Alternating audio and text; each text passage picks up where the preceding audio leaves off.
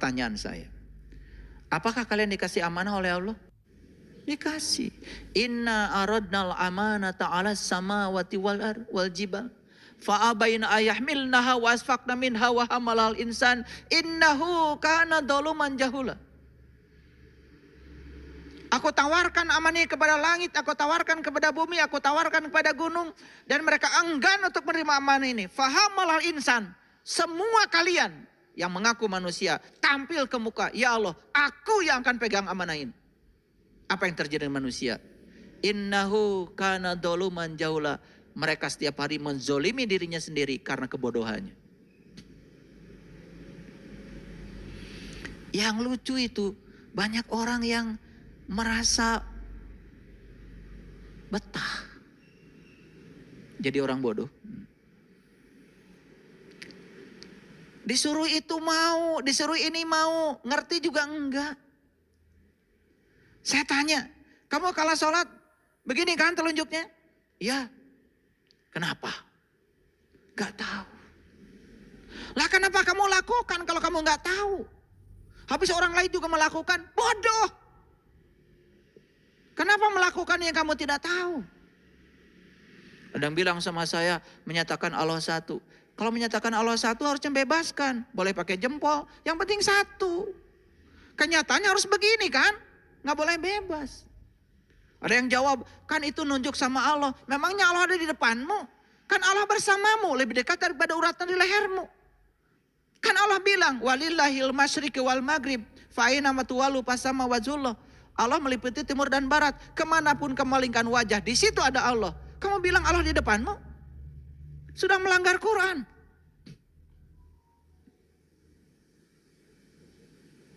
Ya. Lagian kalau nunjuk kepada Allah pakai telunjuk nggak sopan. Nunjuk tuh harus pakai jempol. Nah iya, di Bandung kan nunjuk pakai jempol, betul nggak? Iya. Di mana rumahnya Ibu Rahma? Sebelah sana. Kalau gini kan nggak sopan. Masa nunjuk Allah begini? Habis jawaban, menyatakan satu keliru, nunjuk Allah keliru, terus jawaban berikutnya apa? Tutup dulu, nggak saya kasih tahu. Bayar. Enak aja.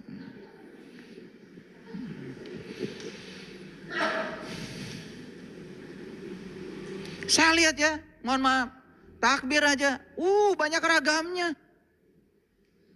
Ada yang takbir begini, kayak burung penguin, Allahu Akbar. Lah Nabi itu kan cuma satu, Nabi Muhammad laki-laki, dicontoh semua laki-laki, dicontoh semua perempuan. Kan Nabi Muhammad tuh harus dicontoh laki-laki, dicontoh perempuan juga. Kalau Nabi Muhammad takbirnya begitu, Anda semua harus sama. Kalau umatnya Nabi, kenapa Anda jadi beda? Biar mikir. Enggak saya ajarin. Nyari sendiri. Ini supaya gelisah aja. Ngaji dengan saya gelisah. Habis dari sini bingung. Bagus. Supaya kita ini bodohnya sadar.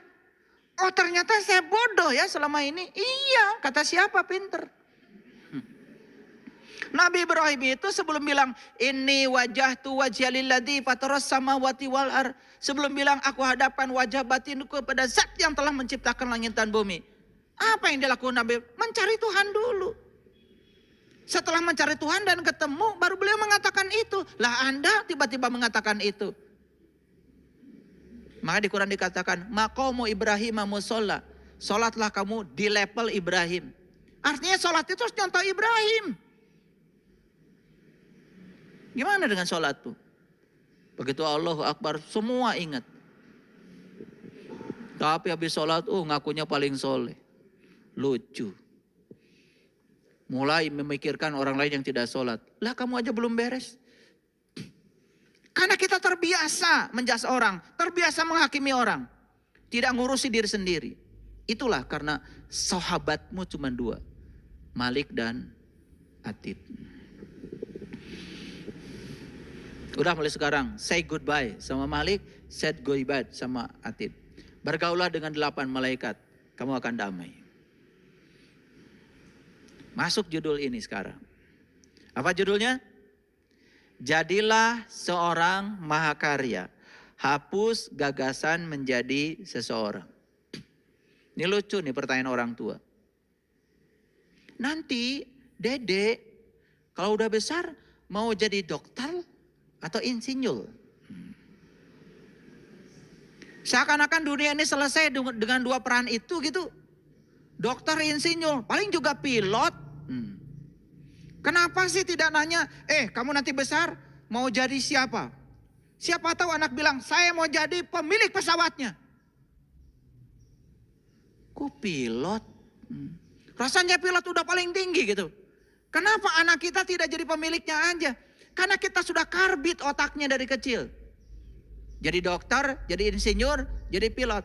Tidak pernah ada orang tua yang sadar kalau anak harus jadi dirinya sendiri.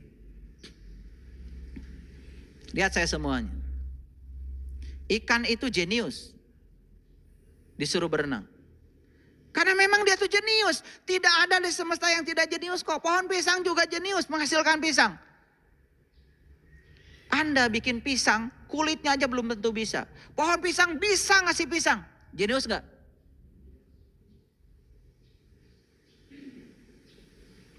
Pohon jeruk jenius. Bisa bikin jeruk kan? Kamu? Cuman makan jeruk aja. Pertanyaan saya, monyet jenius gak? Jenius. Dari kecil lahir langsung manjat.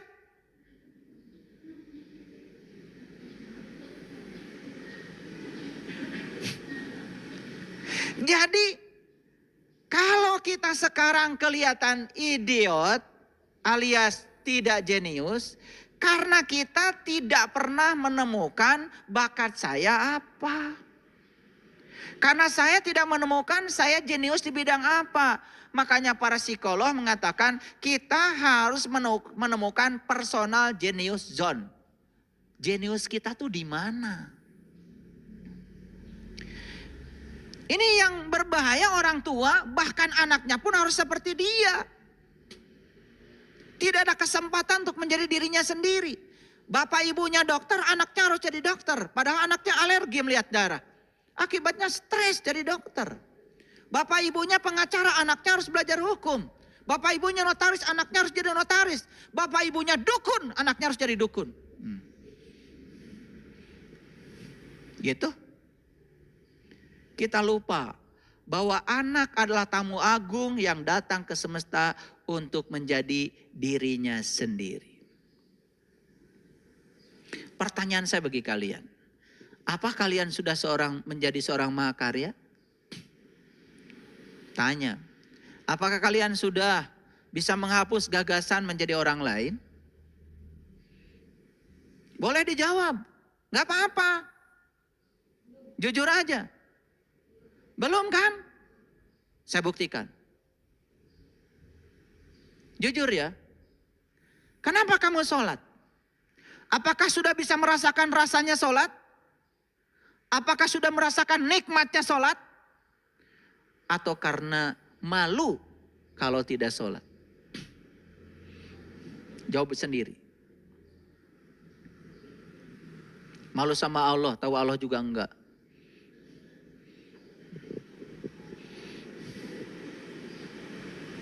Ini pertanyaan-pertanyaan yang perlu kita pertanyakan pada diri kita sendiri. Kita terus terang ya, lebih banyak menjadi orang lain. Lebih khawatir ketika orang lain membicarakan kita dan kita belum seperti yang mereka pikirkan. Daripada menjadi diri sendiri. Saya kasih contoh, dari kecil saya ingin menjadi diri saya sendiri. Dan saya dipaksa oleh lingkungan harus menjadi seperti lingkungan. Dan saya menolak sampai sekarang. Saya tetap ingin menjadi diri saya sendiri. Saya ingin menemukan kemerdekaan saya dalam berpikir.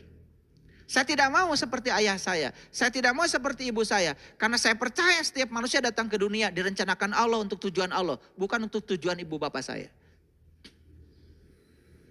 Saya cuma minta izin sama bapak saya. Pak, Bu, tolong saya jadikan diri saya.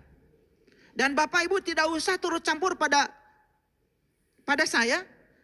Hanya butuh doa dan arahan saja. Dan bapak saya mengatakan, ya silakan kamu. Mau sekolah di mana? Terserah. Saya masih ingat. Bapak saya pegawai perkebunan. Dan saat itu bapak saya sudah memanggil guru SPMA dari Bogor. Dan saya mau titipkan untuk sekolah di SPMA. Karena Pak, pikiran bapak saya nanti akan kerja di perkebunan itu. Di mana bapak saya bekerja. Dan saya cuma mengatakan pada bapak saya, Pak, saya mau ke SMA. Saya mau sekolah ke perguruan tinggi. Tolong izinkan saya menjadi diri saya. Dan bapak saya satu mengatakan, kalau itu maumu silakan. Bapak saya bilang, kamu biaya sendiri. Karena bapak tidak punya biaya. Yes, no problem. Saya jalan. Dan kalau saya saat itu mungkin ngikuti maunya bapak saya. Saya kerja di perkebunan tempat bapak saya bekerja. Sampai sekarang saya nggak kenal Bandung mungkin. Saya tinggal di kampung saya. Dan saya tidak menjadi saya menjadi bapak saya. Sekarang berapa banyak orang tua yang tidak pernah sadar kalau anaknya sudah menjadi seperti bapak ibunya. Padahal anaknya mungkin saya tidak bahagia. Oke, lupakan itu. Sekarang pertanyaannya, apakah kita hari ini sudah menjadi diri kita sendiri? Kalau menjawab iya, saya akan tanya, apakah kamu sudah menemukan jenius kamu di bidang apa? Itu pertanyaan lanjutannya, sangat berbahaya. Berikutnya akan saya tanya lagi, apakah kamu senang dengan apa yang kamu lakukan? Apakah yang kamu lakukan membuat kamu berkembang di bidang itu? Apakah kamu sudah menemukan berkah di bidang yang kamu tekuni? Maaf ya, maafin. Kok saya cari duit susah ya? Kerja ini salah, kerja itu salah, dimodali bangkrut. Lalu kamu mengatakan kok saya tidak berbakat di bidang ini. Memang kamu idiot di bidang itu. Karena kamu direncanakan bukan untuk itu. Kamu belum menemukan bakatmu di mana. Saya bilang ke mahasiswa saya, kamu kalau tidak senang fisika, keluar dari jurusan fisika saat ini juga. Kalau kamu senang masak, buka catering. Kamu akan bahagia dan berkembang di sana. Percaya sama saya. Kalau kamu senang jalan-jalan, sudah bikin travel. Kamu usaha travel, jalan-jalan dapat duit. Kenapa mesti harus jadi ahli fisika? Makanya mahasiswa saya tanya, kamu bahagia nggak dikasih PR sama saya? Stres Pak, keluar. Keluar. Kamu tidak bahagia dikasih tugas. Kalau dikasih tugas fisika 100 soal bilang sama saya, Pak kurang. Nah itu baru keren. Saya kasih lagi 200. Maaf ya Bapak Ibu. Sekarang dunia pendidikan sudah memasuki fase baru. Namanya Merdeka Belajar. Kampus Merdeka Belajar. Bahkan sekarang kalau anak itu sedang belajar matematika, dia tidak suka matematika, ingin sepak bola, harus diizinkan oleh gurunya keluar. Biar dia main bola, biar happy. Apa yang terjadi selama ini? Begitu anak keluar dari ruang kelas karena tidak suka matematika dan anak dianggap anak nakal. Orang tuanya dipanggil, bahkan dihukum oleh guru matematikanya, dikasih nilai yang buruk. Apakah semua orang harus jadi guru matematika? Apakah semua orang harus seperti jadi gurunya? No. Dia direncanakan Allah untuk tujuan Allah. Dia punya bakat yang istimewa di bidang lain. Saya masih ingat dulu saya pernah mengajar di SMA. Ada anak yang tidak naik kelas. Kenapa? Dihukum oleh guru tertentu karena dikasih nilai 3. Saya lobby pada gurunya. Pak, saya bilang anak ini bakatnya bukan itu. Bapak lihat kalau ada acara panggung di sekolah. Kalau bikin tulisan, bikin panggung anak ini luar biasa. Dan guru ini, guru zaman baheula. Dia tetap aja ngasih nilai 3 pada anak ini. Itulah orang yang tidak kurang gaul. Semua anak harus seperti guru. Guru sejarah ingin semua pelajaran sejarah anak tahu sejarah. Padahal siapa tahu anak gak tahu sejarah. Tidak suka sejarah. Buat apa memaksakan orang lain? Apa yang terjadi? Anak itu dikasih 3. Dan tidak naik kelas 2 tahun. Dari guru yang sama loh, 3-nya 2 tahun. Saya support anak itu. Supaya dapat beasiswa ke luar negeri. Dan akhirnya anak ini dapat beasiswa ke Australia. Dia ambil bidang seni. Dan sekarang anak ini sudah jadi doktor. Dan dia mengajar di sebuah universitas hebat di Bandung. Gurunya masih tetap guru sejarah, udah mati lagi.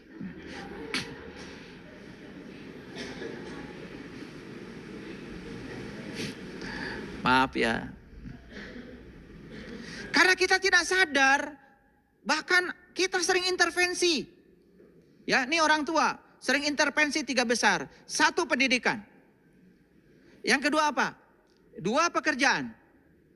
Yang ketiga, jodoh.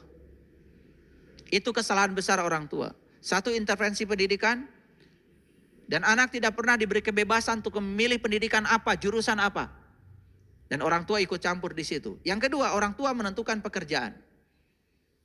Orang tua bekerja di departemen ini, anaknya pun harus ngekor di departemen itu, padahal dia tidak suka. Ini saya bicara fakta.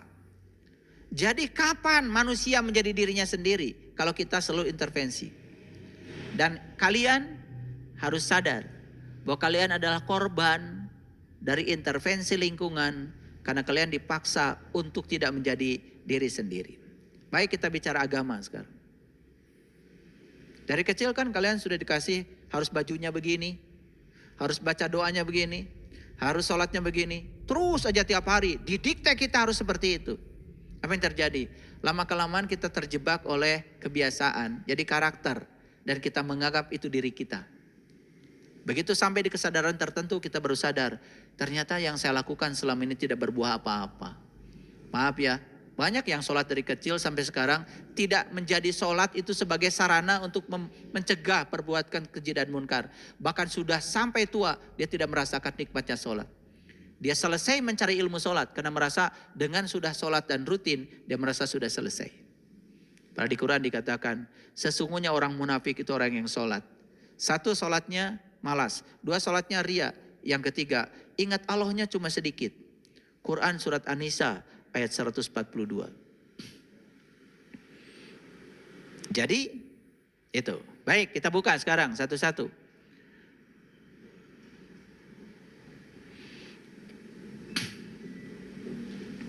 Dan orang-orang yang apabila mengerjakan perbuatan keji,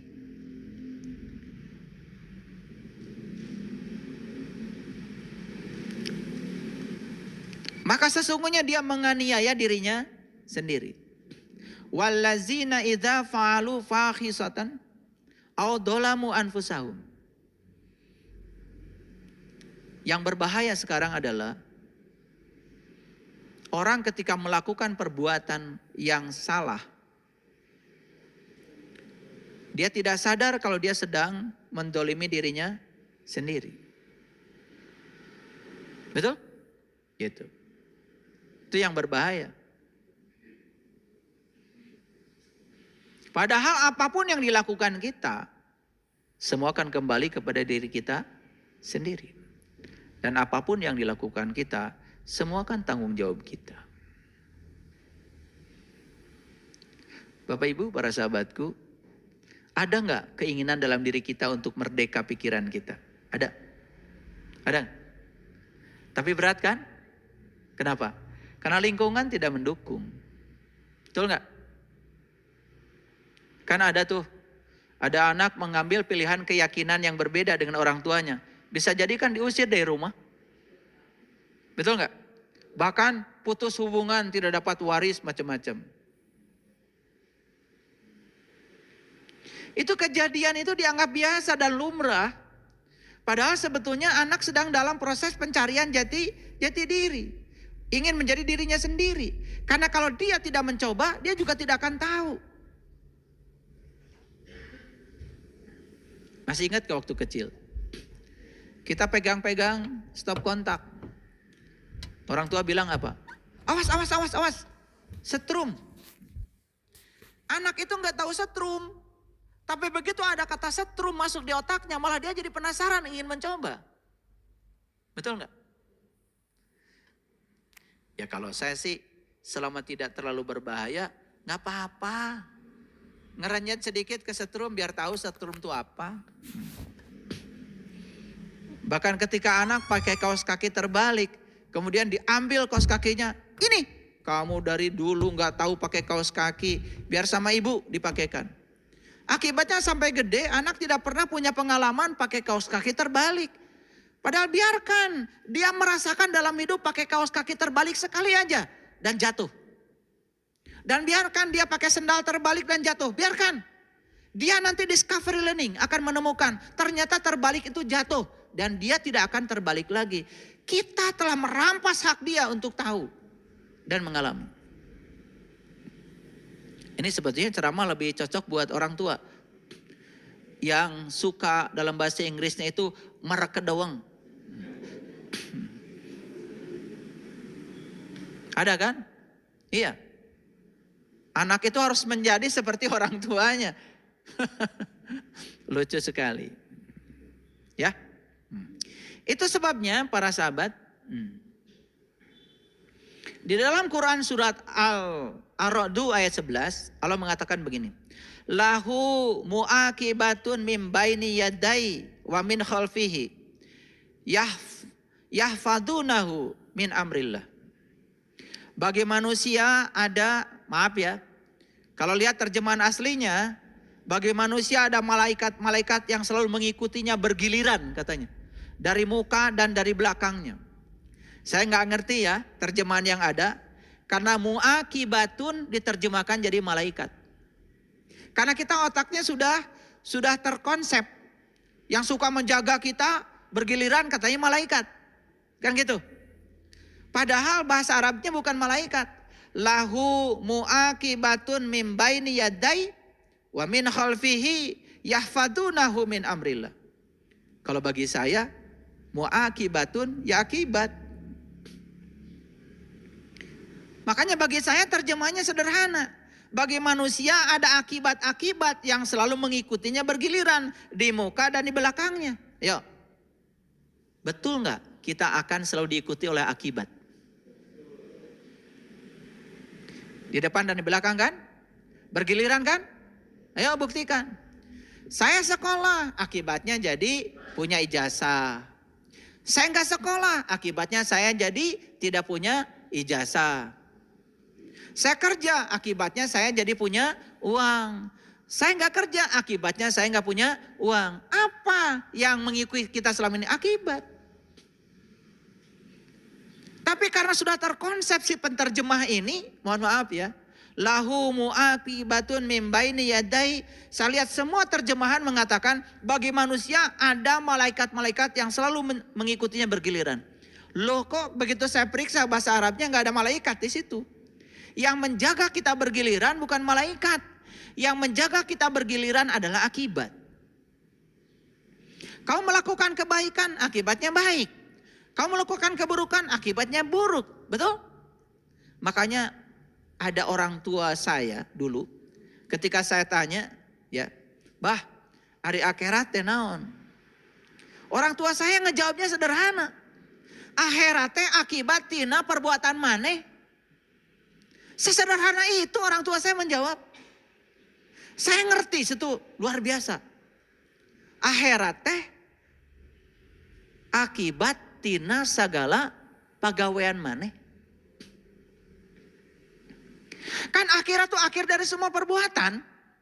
Dan tidak ada perbuatan yang tidak ada akhirnya. Pasti ada akibatnya. Nikah kan ada akibat. Boga budak. Betul gak? Iya. Coba renungkan kata-kata saya. Apa yang tidak ada akibat? Kalian datang ke sini ada akibatnya? Apa akibatnya? Jadi berubah kan pola pikirnya? Kan bahaya kan itu. Makanya ketemu saya bahaya. Karena pola pikirnya berubah. Itu akibat. Kalau makan akibatnya apa? Kenyang. Yang gitu aja kita kadang-kadang tidak sadar. Bahwa setiap perbuatan kita akan berakhir dengan akibat. Minum akibatnya apa? Ya hilang hausnya. Marah-marah akibatnya apa? Jantung berdebar-debar. Betul nggak?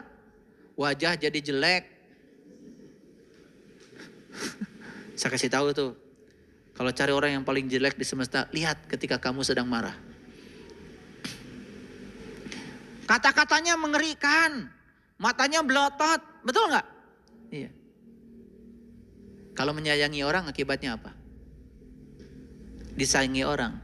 Makanya sebab dan akibat itu selalu seimbang. Jadi lucu ya, kalau kita ingin mendapatkan akibat yang baik, tetapi yang kita lakukan sebab-sebab yang buruk. Nah, oleh karena itu maka ada akibat yang harus kita perhatikan. Yuk kita pertama mengamati satu persatu. Bagaimana kita untuk menjadi seorang mahakarya? Satu, tidak perlu meniru orang lain. Tidak perlu meniru orang lain. Orang lain jualan bunga, ya siapa tahu kamu bukan bagiannya di situ. Kamu mungkin saja bagiannya adalah jualan kotoran sapi. Tidak usah jualan bunga, seragam. Ngerti maksud saya? Satu, tidak perlu meniru orang lain. Maaf ya, bahkan yang sekarang terjadi itu, pakaian pun kita meniru-niru orang. Betul nggak? Orang pakai pakaian gini, kita juga ngikutin pakaiannya begitu.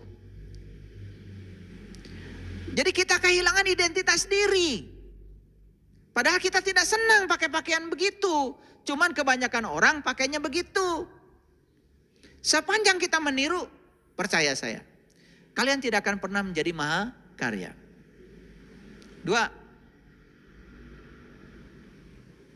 ketika kita selesai meniru menjadi orang lain, maka kita ada peluang untuk menjadi diri kita sendiri. Nih, saya kasih tahu orang tua. Bahkan pakaian anak pun dari kecil sudah disetting oleh orang tua. Betul nggak? Harus begini, harus begitu. Aduh.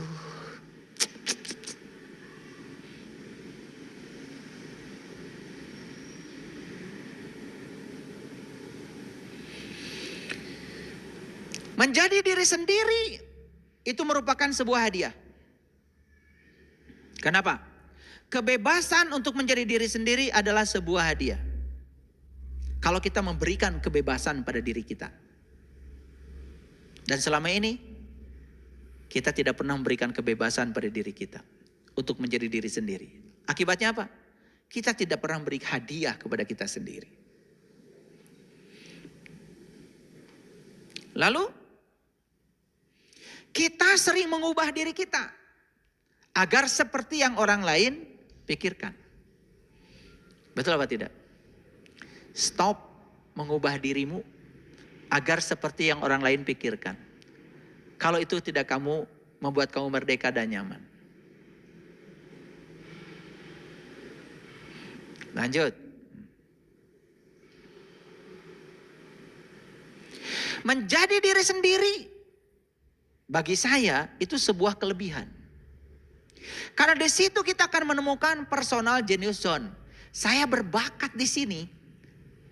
Dan siapapun yang melakukan yang dia senang pasti berkembang. Tukang lotek tuh di depan terus aja gini. Dan ketika ada orang beli lotek, seneng ya. Tangan goyang, pantat goyang. Ya, seneng memang. Dan ternyata ada riset yang bagus. Orang yang senang memasak, rasa masakannya sangat berbeda dengan orang yang masak tetapi dia tidak senang. Walaupun resepnya sama, ada kehilangan rasa di situ, rasa cinta. Sampai sekarang kami 11 bersaudara belum ada yang bisa meniru rasa sambalnya ibu saya. Padahal saya udah catat resepnya. Urutan nyambalnya saya pun tahu.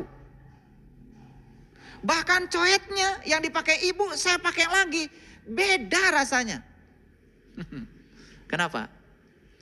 Ada yang berbeda. Karakter, rasa. Jangan menyepelekan yang begitu. Karena ibu saya jenius bikin sambal. Kita diberi jeniusnya di bidang yang lain. Yang ibu saya tidak diberi. Jadi semua kita tuh jenius. Semua kita tuh unik. Cuman apa? Kita selama ini jadi korban lingkungan. Karena kita membiarkan diri kita menjadi seperti yang lingkungan mau. Maaf ya, jujur nih, ada enggak yang malas Jumatan? Ini tanya sebelah sini dulu, ada yang malas Jumatan? Acungkan tangan. Wih, banyak ternyata. Apa yang terjadi ketika kalian malas Jumatan? Tetap Jumatan? Kenapa? Karena hari Jumat. Benar itu. Yang kedua karena apa? Mungkin saja karena malu. Kalau nggak Jumatan, nanti dibilang oleh orang lain, saya berdosa, kan begitu. Padahal kamu nggak mau Jumatan. Hasilnya apa? Apakah ada kesadaran ketika Jumatan? Begitu khotib lama sebentar aja, pasti kamu menggerutu. Lama banget khotbahnya. Betul nggak? Karena kamu nggak mau. Saya bukan menghalalkan ketika kamu tidak mau Jumatan, tidak Jumat. Tetapi 1-2 kali nggak apa-apa. Sudah Jumatan aja nggak apa-apa. Tapi cari ilmunya supaya kamu nyaman ketika Jumatan. Dari bahasa saya. Tanya, apa sih sholat Jumat itu? Apa sih hari Jumat itu? Kenapa yang Jumatan laki-laki? Kenapa perempuan tidak diwajibkan untuk Jumatan? Tanya semua. Itu pasti ada pesan spiritualnya di situ. Cuman karena kita nggak bertanya, tidak dapat pesannya. Saya juga pernah di situasi itu. Cuman saya tanya, apa sih sholat Jumat? Saya cari dalil-dalilnya. Kenapa? Apa artinya Jumat? Kenapa hari Jumat? Saya cari dalil. Kenapa laki-laki Jumatan, perempuan tidak? Saya pertanyakan. Ternyata ada pesan spiritualnya. Sampai saya merasa nyaman ketika Jumatan. Apapun yang dibicarakan khotib, saya nyaman aja. Karena sudah tahu Jumatannya. Ini soal saya dengan diri saya. Bukan saya dengan orang lain. Paham?